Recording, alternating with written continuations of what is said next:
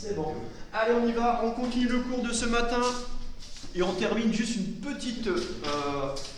un petit complément sur les sources de tension. Alors, ce qu'on a vu ce matin, rappelez-vous, des sources idéales de tension et des sources idéales de courant.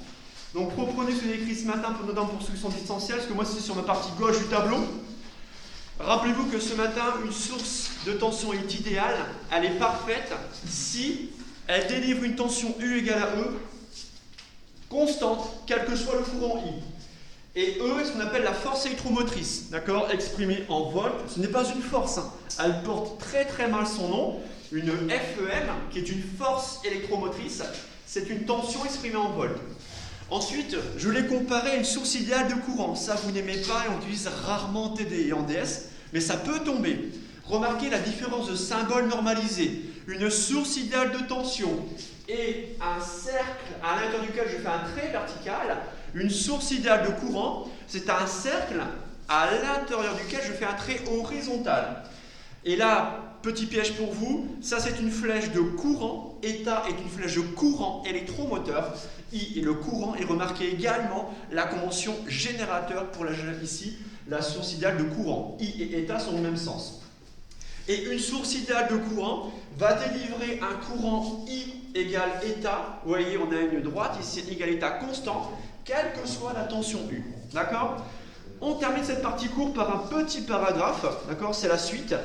Sur, non pas une source idéale de tension, ça c'est idéal, mais une source réelle de tension. D'accord? Donc c'est le petit 2, je sais écrire suffisamment grand ici. D'accord? Petit 2, source, ici, voilà, réelle de tension.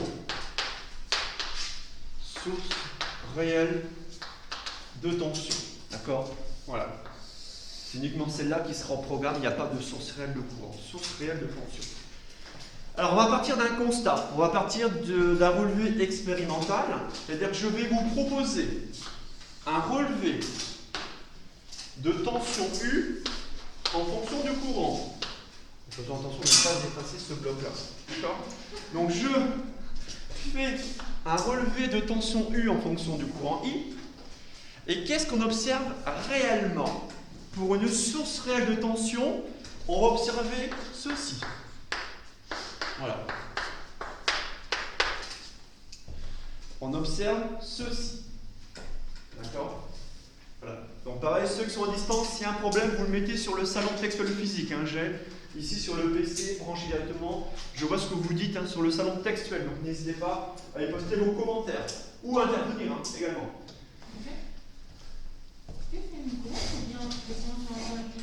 Non. Alors, très bonne remarque de Fatima. Fatima nous demande est-ce que ça forme une droite? Oui, ça va former une droite. C'est expérimental. Mais même expérimentalement, il faut que votre droite passe par les points et surtout par leur barre d'erreur. Expérimentalement, on a ceci. C'est-à-dire que lorsque le courant est nul, on retrouve U égale à E. Par contre, lorsque le courant augmente, lorsque le courant ampli augmente ici, la tension U n'est plus égale à E. Vous voyez, elle diminue. C'est-à-dire qu'effectivement, vous, en TP, vous allez faire ce qu'on appelle une régression linéaire. C'est-à-dire que par ce nuage de points, sous régressif, vous allez faire appel à une fonction affine. D'accord? Cette fonction affine, elle sera comme ceci. Alors, elle ne va pas passer exactement par tous les points, c'est expérimental. Ça, ce que vous avez vu au lycée, c'est faux. Une droite, elle va passer par un nuage de points compte tenu des barres d'erreur. Donc, vous allez faire ceci, une droite qui passe par la majorité des points. D'accord? Vous tracez à la règle. D'accord? Vous tracez à la règle, cette droite-là. Et surtout, qu'est-ce qu'on remarque? On remarque un écart à l'idéalité. C'est-à-dire que idéalement, ma source idéale de tension, elle est là. Ça, c'est le cas idéal. Voici le cas idéal où U égale à E, quel que soit le courant I. Et en fait, ça ne l'est pas du tout. D'accord? Donc ça, c'est un relevé expérimental. D'accord? Donc relevé ici expérimental. Donc je note en dessous du graphe un relevé expérimental ici pour une source ici réelle,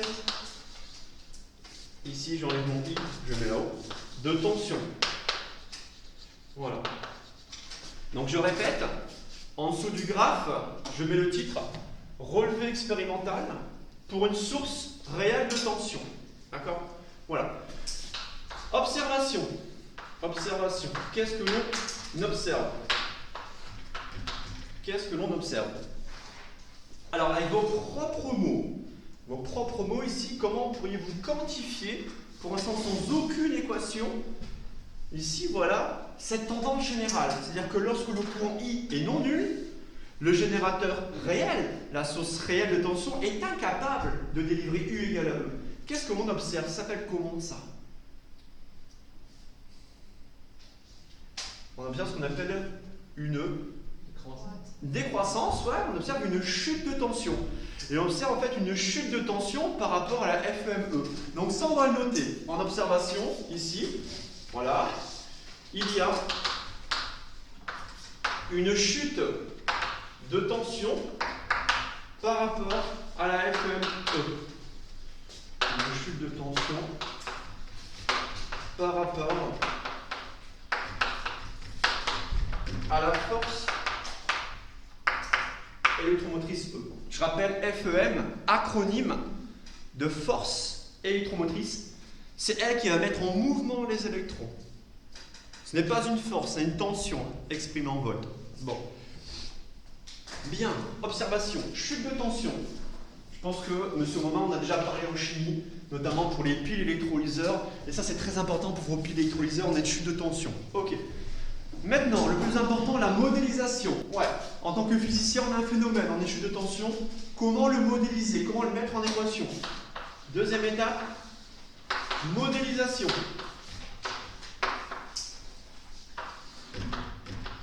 Modélisation.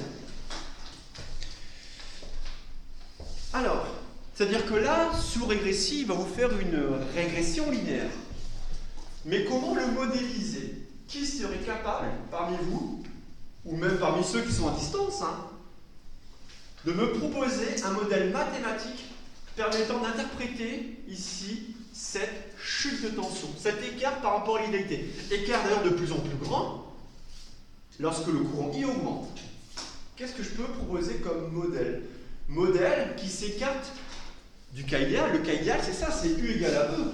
Alors surtout, il faut bien comparer ça. Ça, c'est le cas idéal réel. Alors, désolé pour ceux qui sont à distance, c'est mon tableau de gauche que je ne peux pas filmer.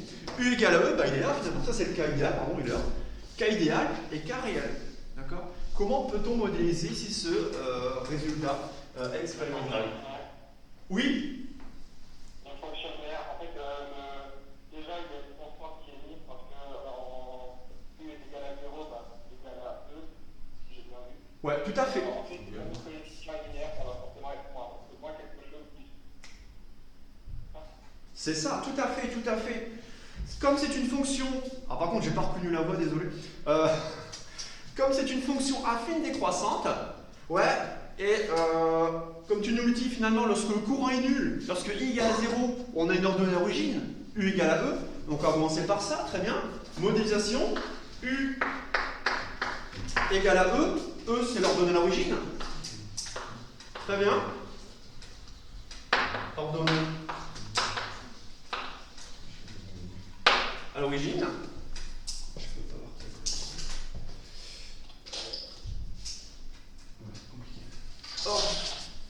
Ordonnée.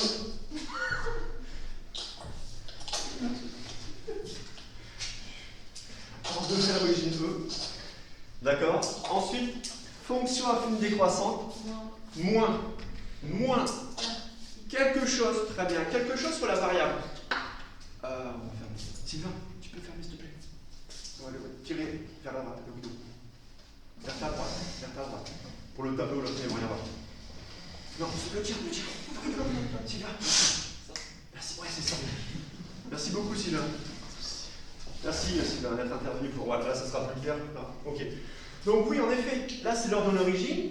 Là, j'ai un moins parce que c'est une fonction affine décroissante, c'est la variable I. Alors, qui serait capable de me donner ici la pente, ici, finalement, telle que cette équation soit homogène? Ouais. U, tension, E, tension, I, courant. Ne dites surtout pas qu'une tension est homogène à un courant. Qu'est-ce que je vais mettre comme coefficient ici? R, ouais. R, parce que vous avez des bonnes bases en élèves. Vous savez que toute tension U doit être homogène au produit résistant soit courant. Tout à fait. Et ce R, je vais mettre R0. R0 pour résistance interne du générateur. Très bien. Donc ça, j'encadre. Super. Très bien.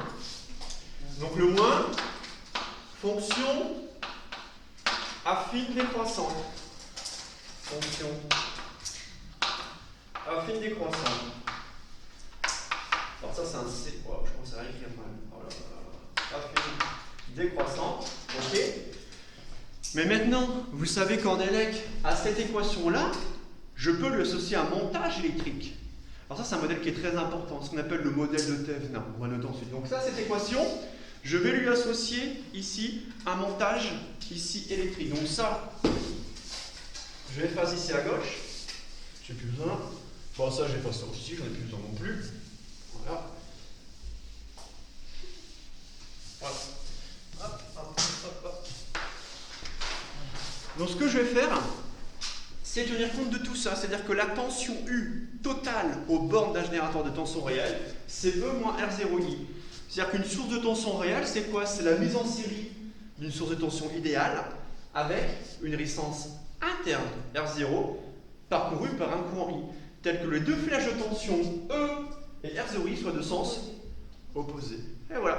Donc là, il faudrait que tout le monde, d'accord, à certain moment soit capable de passer de ça, cette équation électrique, à un schéma électrique. On le fait ensemble, tout doucement. Alors ceux qui sont en distance, vous me le dites si vous ne voyez pas ce que j'écris à gauche. Vous me le dites, hein, j'écris ici. Ok, on y va.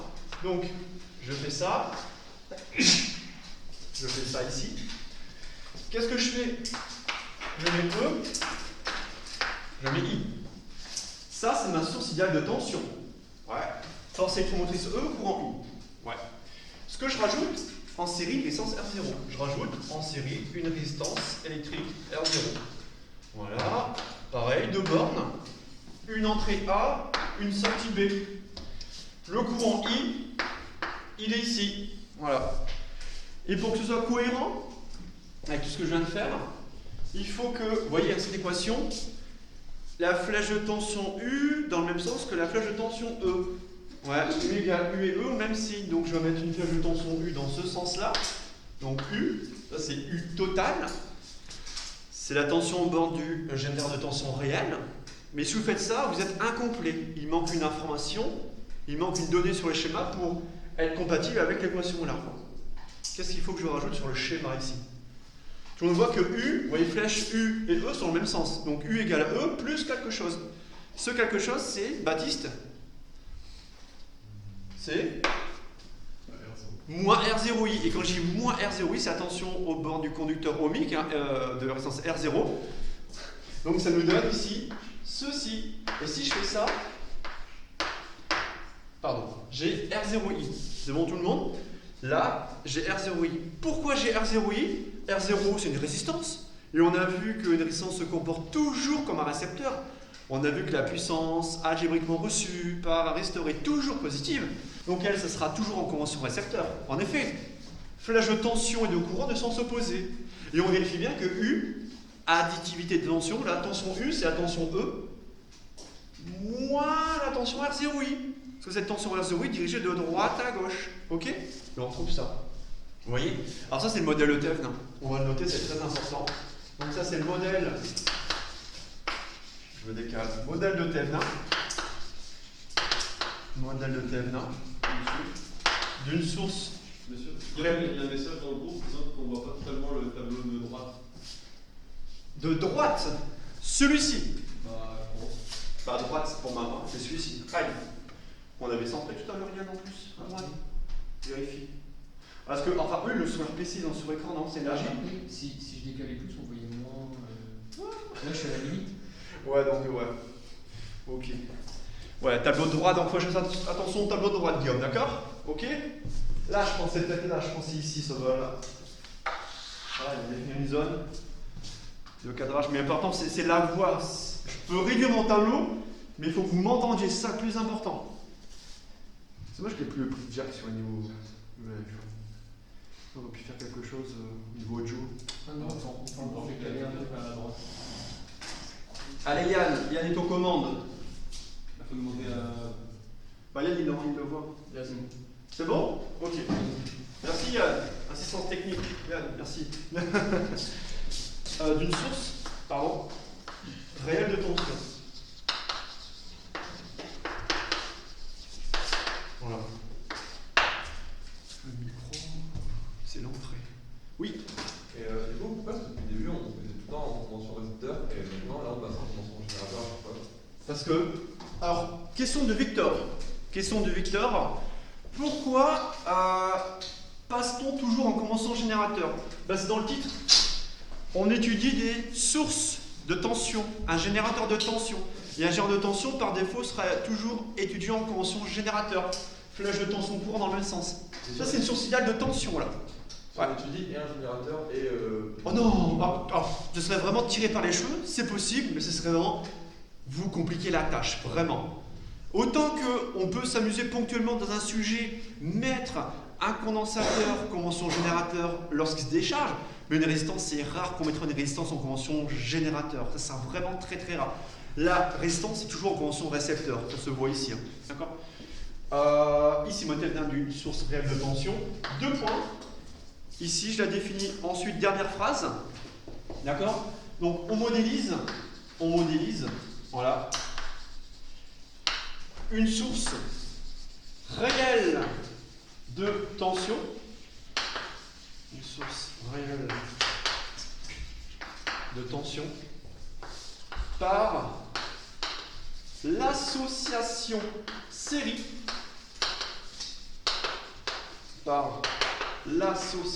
série de quoi? D'une source idéale de tension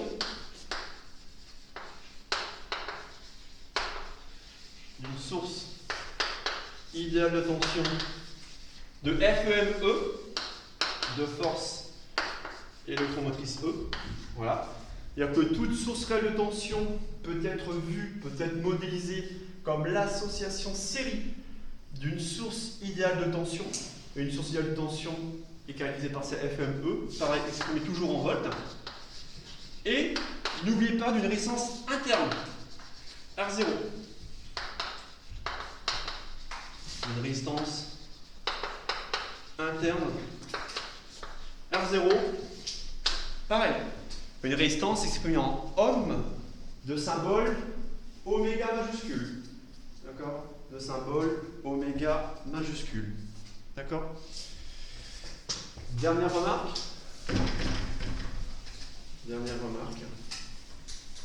Et ça, vous en aurez besoin en chimie. Là, cette FME est ce qu'on appelle la tension à vide. Ouais, parce que lorsque I, alors je vais réécrire ici, U égale E moins R0I, la FME est en chimie pour Monsieur Maumin, ce qu'on appelle la tension à vide. Pourquoi tension à vide? Lorsque I égale à 0. Lorsque I égale à 0, U égale à E. Lorsque I égale à 0, U égale à E, donc E égale la tension à vide de votre pile, de votre électrolyseur. Dernière remarque de cette partie cours. La FME est également appelée tension à vide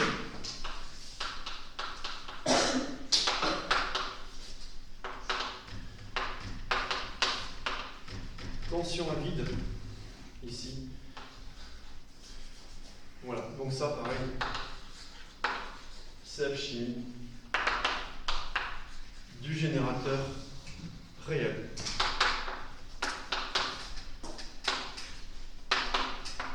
Voilà, du générateur réel.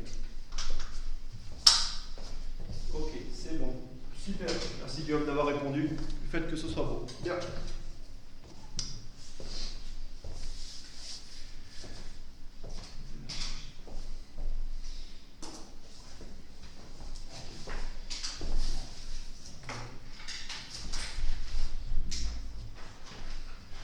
Ok.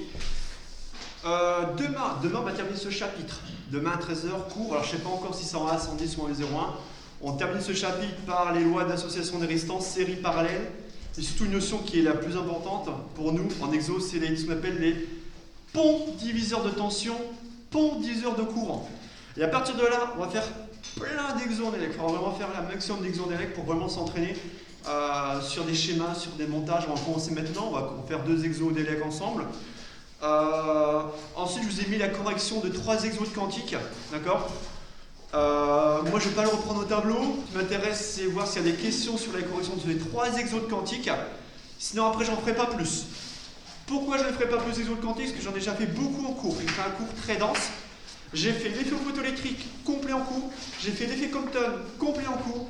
J'ai fait l'aspect ondulatoire de la matière complet en cours. J'ai fait Shimizu Itakuma complet en cours. J'ai fait Heisenberg également complet en cours. Là, ce que je veux, c'est gagner du temps sur l'ELEC. Actuellement, surtout que le temps nous est précieux en présentiel. Gagner du temps pour faire un maximum d'exos ici en ELEC. Ce qui fait que pour la semaine prochaine en colle, pas d'exo, pas de cours de quantique. Là, je parle notamment à tous ceux qui sont chez eux et qui reviennent, je l'espère, lundi, voilà, on verra 18h, qui, je l'espère, reviennent lundi. Ceux qui reviennent lundi, d'accord, vous serez contents de revenir, je serai content de vous revoir, vous aurez des cols, d'accord. Là, je suis en train de mettre en place un nouveau coloscope, vous aurez des cols, d'accord. Donc ça vous sera transmis, promis, samedi. Vendredi soir dernier, ouais, vendredi soir au mieux, samedi au pire. Donc un coloscope où il y aura des cols de physique, hein, d'accord, pour ceux qui sont présents, avec de nouveaux horaires, de nouveaux colleurs, et programme de colle, d'accord, je vous épargne en quantique. Je ne mets plus de quantique en colle, parce que mes nouveaux colleurs, je veux également les épargner aussi, je ne vais pas leur mettre de la quantique, et surtout la quantique est intéressante uniquement pour ceux qui vont faire PC. Les psys auront très peu de quantique. Donc ce qu'on va faire pour la semaine prochaine en colle, je vais raccourcir le programme de colle. Je vais faire que du cours sur chapitre ELEC. Cours sur chapitre ELEC, et par contre je vais mettre des exos sur l'optique. C'est le programme du DS.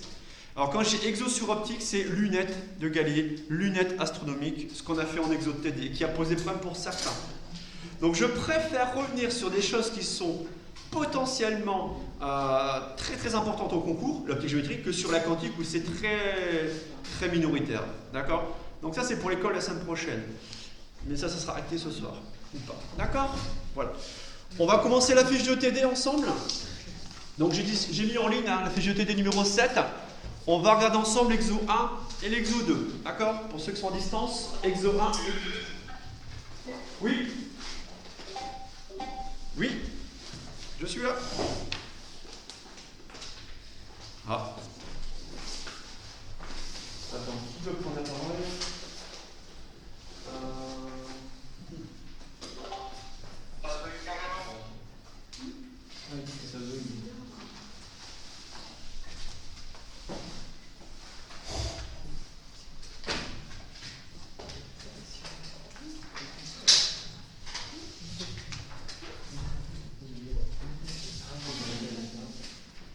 Théo, et dans un centre d'écrire, Théo est en train d'écrire, tu t'en un petit peu la fiche. De TD à ceux qui sont présents.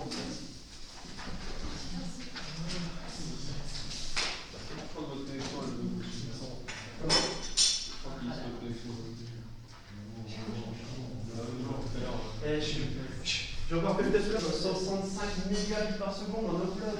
65 mégabits par seconde en upload avec un temps de latence de 30 millisecondes. Une guide qui est négligeable. Alors le son, oui, il faut être proche il faut être proche du téléphone. Mais pour. Comment? Ils disent que ça va coûter ça. Alors, parce qu'il s'est mis en V, je regarde. C'est cassé.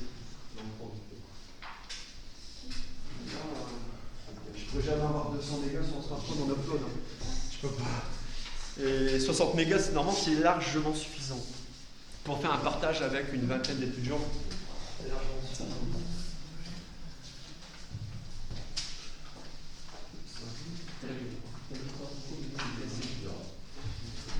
Non, Théo, c'est pas ma connexion. Hein. J'ai fait un test, hein, je suis à 60 mégabits par seconde en upload. Et 400 en descendant. Donc,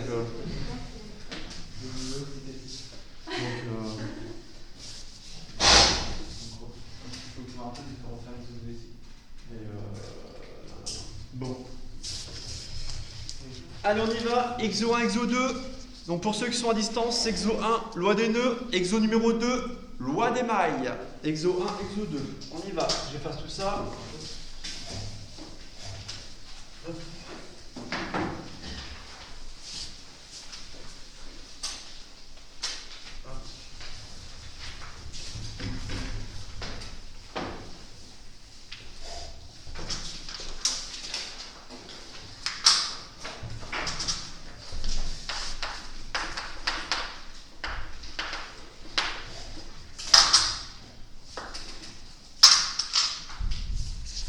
Donc pareil, TD numéro 7.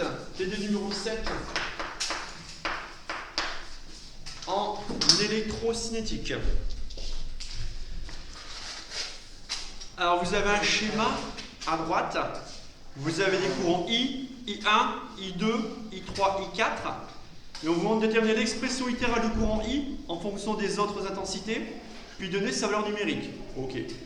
Deuxième question, que signifie le signe négatif de l'intensité I? Bon. Loi des nœuds, en élect, on commence très simplement.